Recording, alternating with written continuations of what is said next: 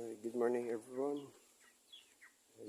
Release na po natin lahat ng ating manok. At ito na lang po yung natira. Ang mga sisiw. Yeah, forever young sila.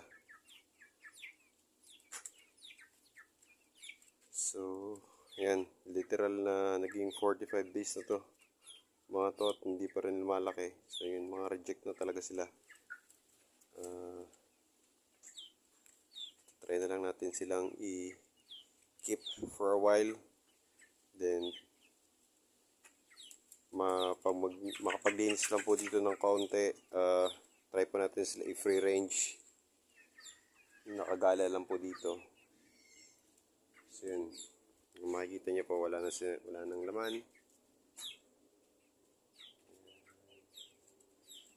At saka dito, wala na rin. Ubus na. So yun, so sila na lang natira. Ang mga survivor.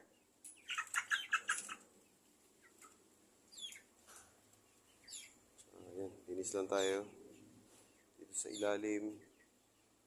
Yung mga previous na nilaga natin. So yun, kung maririnig nyo, parang tunog sisiw pa rin sila. So, hindi na natanggal yung halak nila. Halak or pisik, di pa alam kung ano yung tawag dyan. Nabasa lang po ako. So yun, lagyan lang po tayo ng papuka.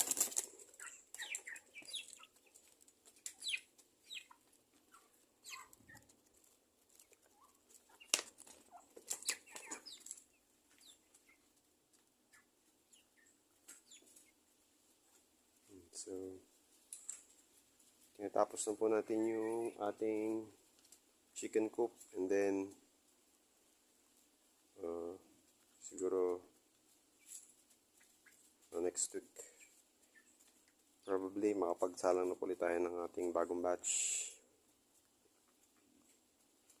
So, yan lang po yung update natin for today.